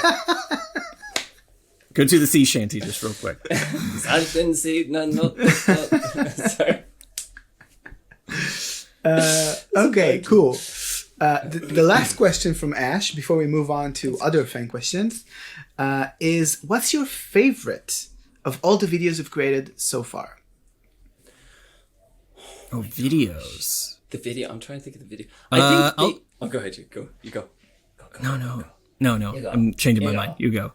Before you? No, okay. The first time I saw anything real world, like the Shout Nat 20 where you went into the handbag with the video, and I was like, oh, that's fun. And then you did another one where somebody sent you like coffee dice, and you went out Sin. and got them from the mail. Was Yeah. that Sin? A boy Sin. How are you? That was Sin. Hilarious story getting that dice. I really like that. Basically, in like a little Discord video lounge, Sin comes in and goes like, hey, I'm about to do, because they make dice. I don't know actively right now, but they make dice. And they had this coffee set, and they were about to say, they were about to spin this wheel to do a giveaway, and came into the Discord lounge and said, hey, does anybody want to join this little giveaway real quick? I'm about to do it in like 30 seconds. I was like, sure. Came back a minute later and said, you son of a bitch, you just won. I was like, sweet, got him in the mail. So thanks, Sin. But favorite, I would say the Rickroll one, because I went and found the shots without Rick Astley, like the setting to put the puppet in, which I think helped people Rickrolling their friends in a D&D way. So the Bohemian Rhapsody Nat 20 video was like one of the most fun things. I watched it a million times because like all the people at the party just like screaming and having fun. that just took kind so of long. Oh my god! But it resonated somewhere deep in me. I felt like I was at the party, and it was Thanks, man. just what a weird thing to say out loud. But like, yeah, just sitting there and saying like, I'm at this party with these guys. That's the end of that. Okay. Now the next question is from SkyMcSparkle. Sky. Fake name. And the question is, what is the best part about making music? Making yourself happy. Making yourself happy. That's the best part. If I'm ever having a bad day, or if I'm down, or if I'm just bored and I don't know what to do with myself, just coming in and picking up a bass guitar or a guitar and just strumming away, sitting at the piano, and you get to just lose yourself. Like whatever you were stressing about, this is just me, I don't know if it's musicians in general, but it just melts away when you're just finding whatever you're looking for on your instrument. And then if you can make somebody else happy, or if you could touch or move somebody. Yeah, you feel that? I see that, yeah. If you could touch somebody without touching somebody, it's magic, as Jeff Buckley would say. It's magic AF. I love that. It's That's magic. very, very cool. I love that. Thanks, man. I'll say tangibility, just making something that exists outside of yourself. I had an idea in my head. Now it's out there. And It's awesome. we all just kind of hold it together. Yeah, that's also something that resonates a lot with content creation in general, like making things. Yeah. The tactile nature of creation. Like, I want to make Joy. a poetry book one day and just like have a book that's like in your hand. It's like, hey, this didn't exist without my brain. That's crazy moment. Yeah, man. Okay, the next question from Sky, we have two more, is what advice would you give yourself if you could sit and talk to the you that was just starting? I'm so happy I didn't mess up that question. I'm proud of you, man. Good job. You're doing good, or bestie. 2 thumbs up. Starting GenasiQuoi. Or just life? I think probably GenasiQuoi. Just starting is implicit.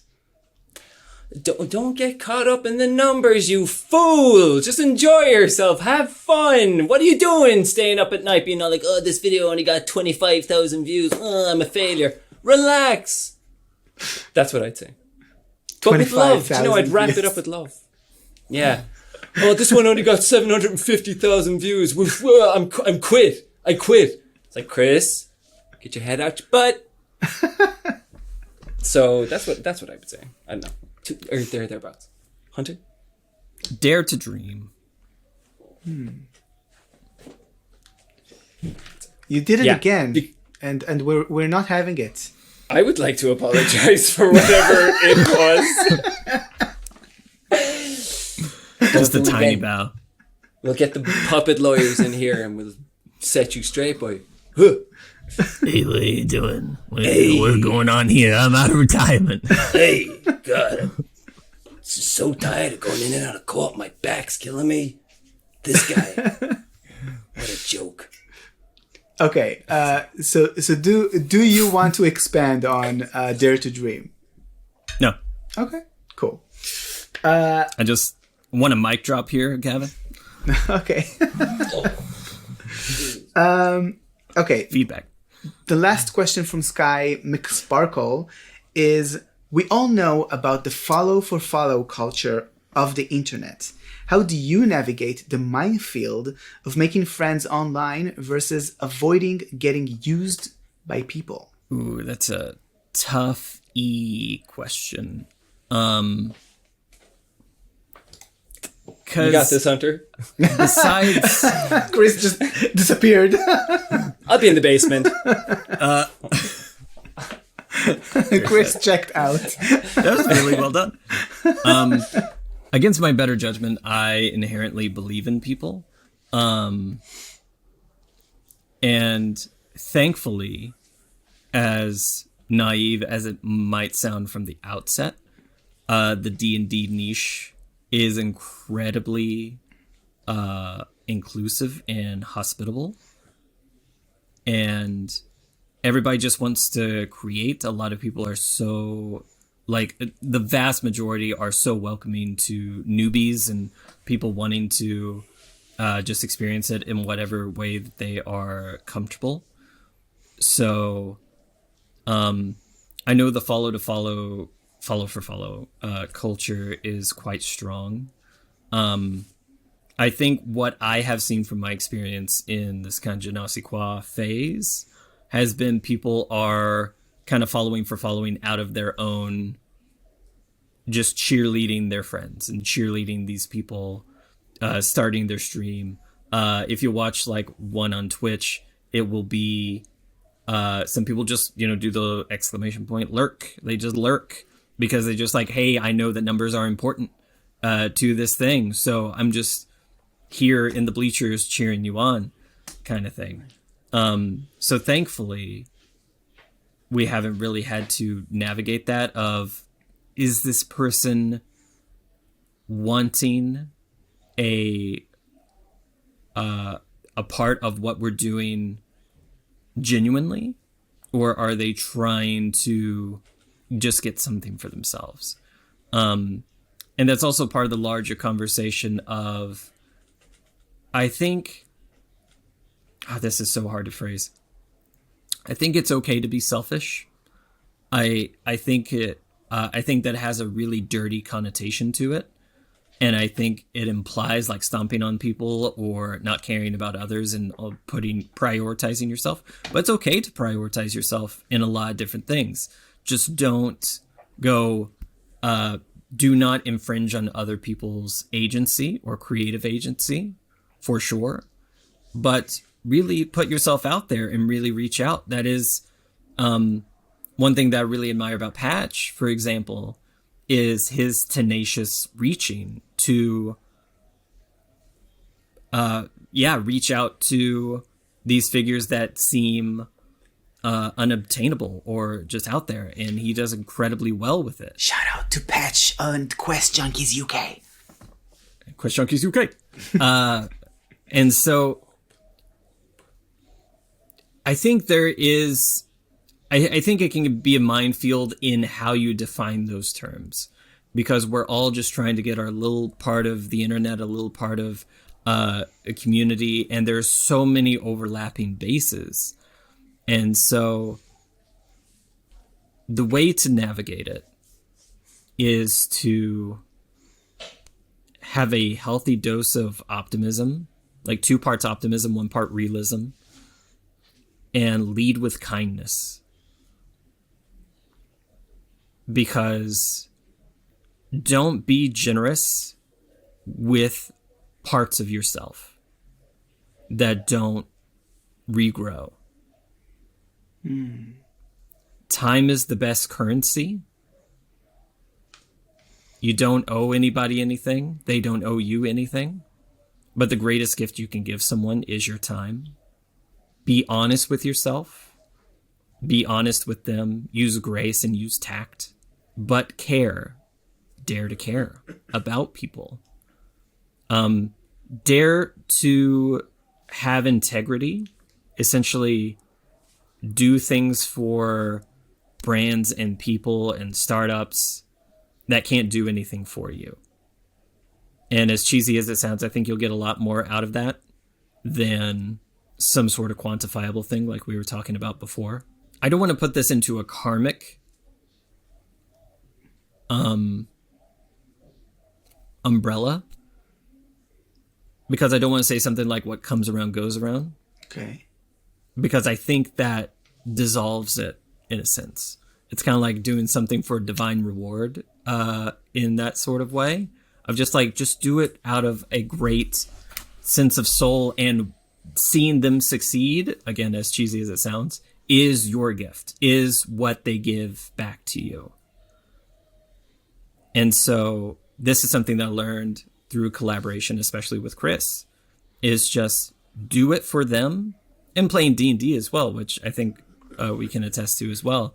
It's like, invest in other people because they will innately invest back into you, but don't do it for that reason. Just do it because you like to see someone succeed in their own story. And I don't know if I've gotten really away from the question here, but it's just care about people and don't think that they're going to kind of screw you over at every outset, because then you'll become like I was pre-GenasiQuoi, and that's not a good place to be. You'll just be in a dark corner away from people. And yeah, they won't screw you over, but you won't connect either. I think there's also a really noticeable distinction between people who want to create a relationship with you just to use you, and those that actually care about you. Because you see it all the time, like when people like on places like Twitter, for example, they would tell you like, I shared your pin, will you share mine? Like pinned tweet. I retweeted your thing, can you retweet mine? Like it's like doing those little things. Chris taking notes. Slow down. Yeah, so a pin? How'd you spell that? Two N's? No. Please answer. So I think those are things that you innately kind of realize. For some people, you innately kind of realize that something is disingenuine in their intent. But yeah, I love your answer, because it's like it comes from a place of vulnerability, and not a lot of people would decide to put themselves in that position. So Yeah. I applaud you. Yeah, man. Yeah, that was a solid 8 out of 20 answer. It's very good. Eight, Problem, man. eight and a half. Okay. Well, you show me a dice that has an 8.5. Okay. The next question is from Mai. Bye. We know Play with Mai, but I need to apologize, Hunter, because the question does begin with, this is a more question for Chris. Somebody wants to know about me? Thank you, Mai. Me, oh, my. Who would you say your biggest musical influences are, and when did you realize, yeah, I want to make music? Thanks, and the Purple Heart. Thank you. Musical influences. Bob Dylan was a good influence on me. Metallica, rock. I still listen to those early albums. Queen. A lot of like Irish music that I'm going to doubt the pair of you and a lot of Americans know. But there's just something so... I'm going to talk about culture here for a second, y'all. So Irish culture is very old and the roots go deep. So when there's a song that's talking about hard times or, you know, something the Brits did to us 400 years ago or 800 years ago, for the matter of fact, you know, that kind of, I think we can all relate to the struggle. And I think when there's a kind of narrative around struggle that you can identify with, it's a very powerful thing and it can kind of instill a lot of inspiration in you to go on to do great things. It doesn't even have to be about music. It could be about, you know, just becoming a lawyer, a human rights lawyer, because, you know, maybe your rights as a people was trampled all over forever ago and this one song inspired you. Could be anything. So Irish music is class. Another influence would be, oh Lord. Oh my Lord. Drawing a blank over here, you guys. Did I say Freddie Mercury already? Not for this one. Yeah, not for this Freddie one. Mercury. Freddie Mercury. My God, the man was a virtuoso. Elton John's class. Who else's class? Kate Bush's class. Nina Simone's class. Bob Marley's class. Who else's class? Just a lot of old recordings. You know, before, and I use laptops to make my music, so I know all about this. Before laptops existed, when it was all done on tape, and you're listening to like a pitch perfect performance in a booth, and you're just like, I'm just in awe of this person's ability to perform because I need 1 million takes to get the right one. And I promise you, if I were to go into a booth, a producer would be banging their head off their desk being like, oh my God, we started at 7, it's now 7, 12 hours later, Jesus wept. So anybody who is recording on tape, I got mad respect for you. Those are my influences. Okay, cool. The second part of the question was, when did you realize, yeah, I want to make music?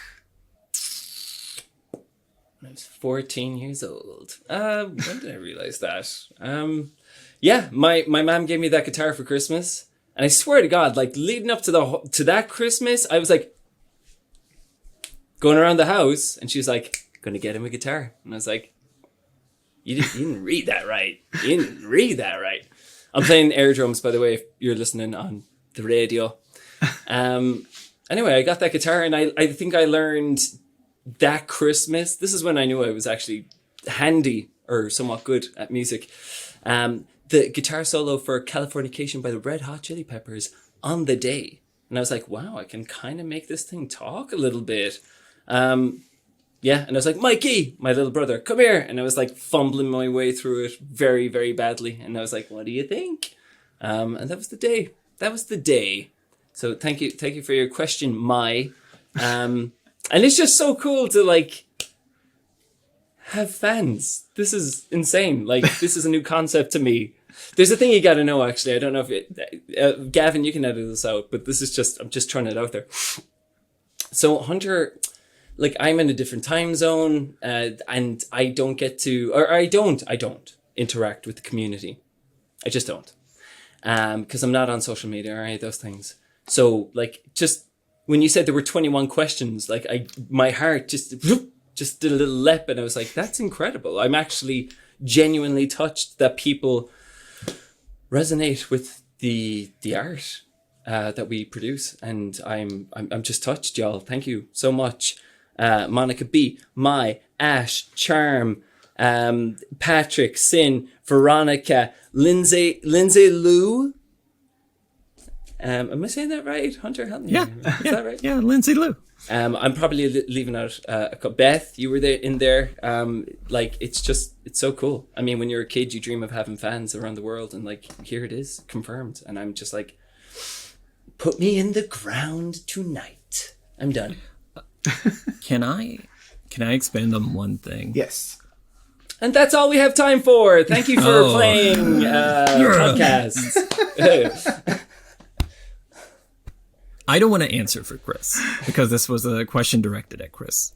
But something that I've noticed musically from his influences that I think Chris shows in spades is that these kind of Bob Marley, Freddie Mercury's, Elton John's, the music is an extension of themselves.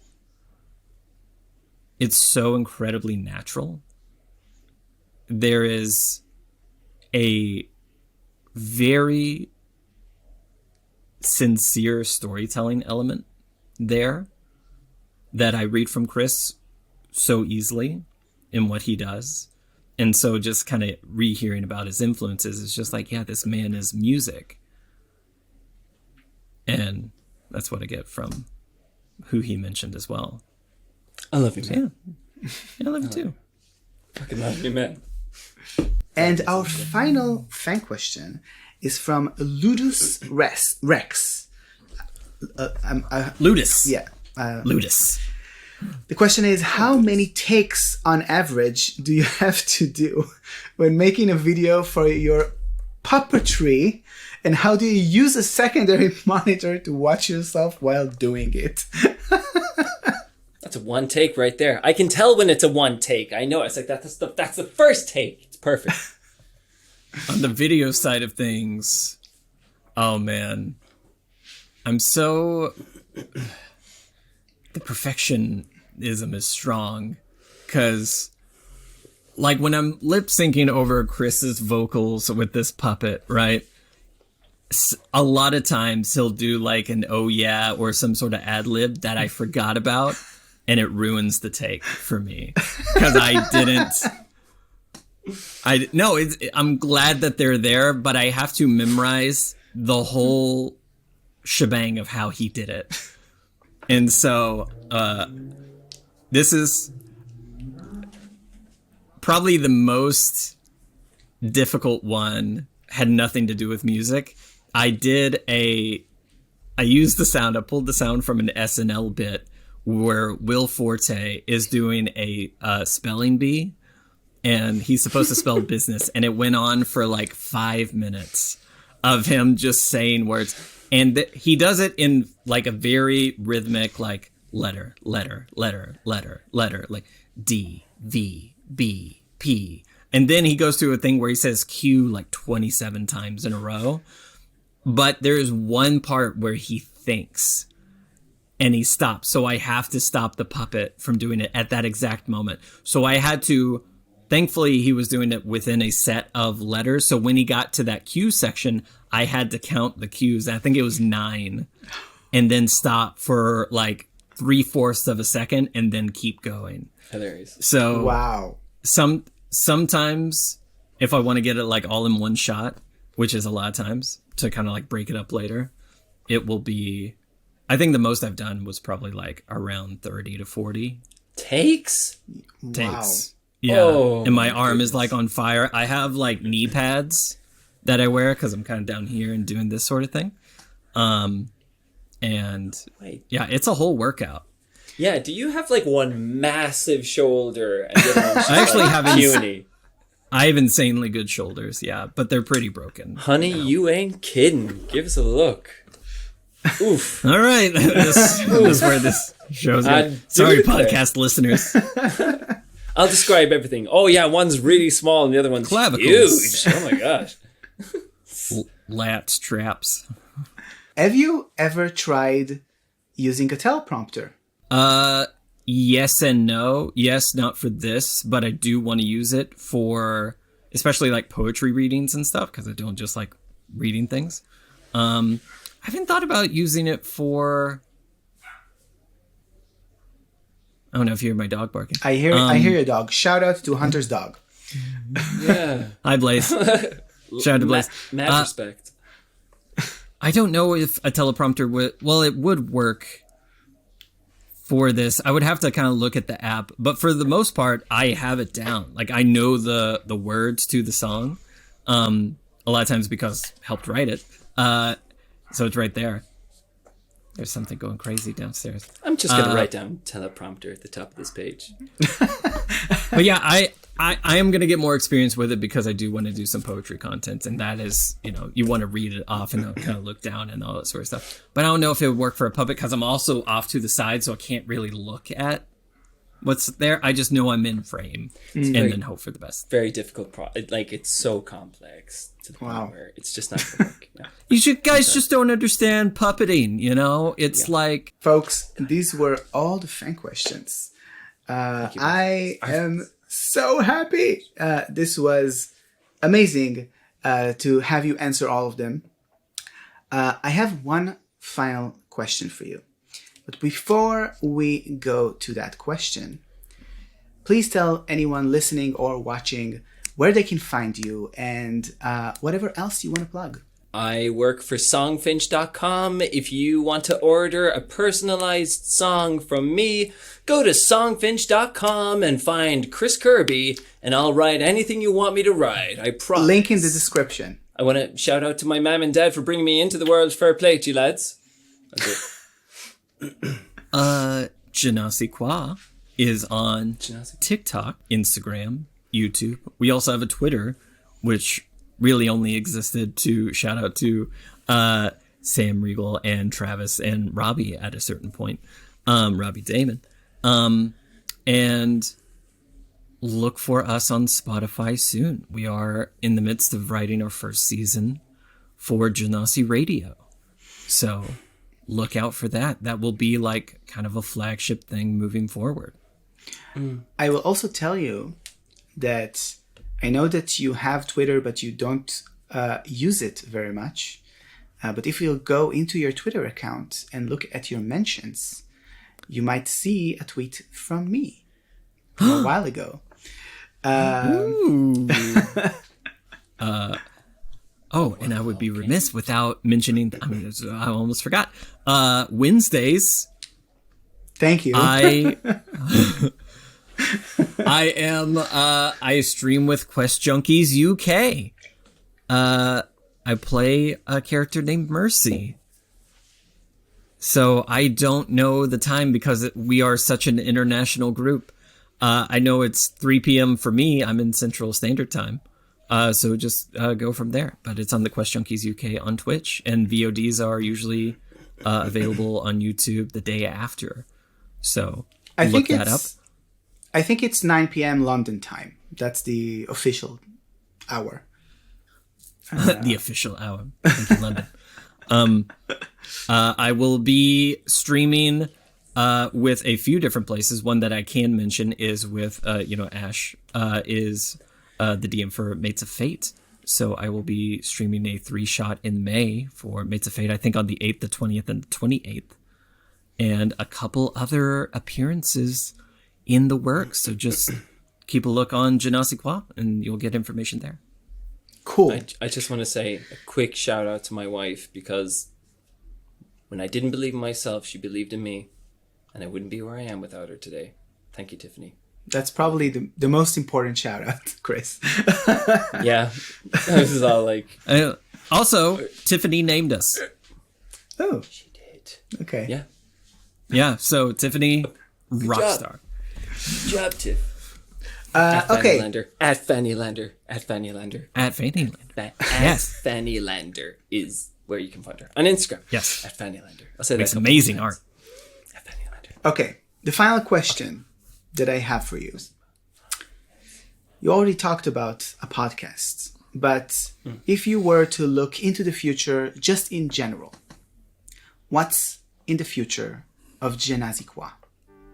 A musical on Broadway. Yeah. Honestly, that was my first thought too. Yeah. We totally want to write a musical. We still have an idea for a musical that I would love to turn into like an EP. Wow, you answered that so fast too. Yeah. I'm a dreamer, Oren. I can't help but dream. I'm just a dreamer. Now getting it done, that's a different kettle of fish, but I can dream. And that's the dream. D&D musical. Go fund us. Somebody send us $1 million so we can make that happen. We make it. Get the lawyers.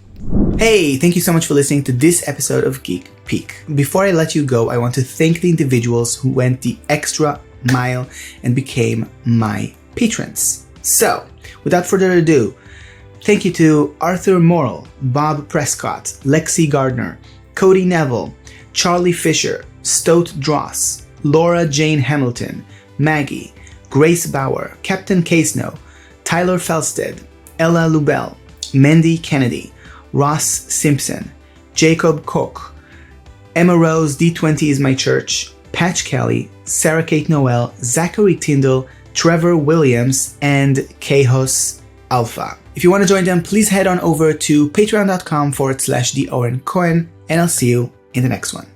Bye!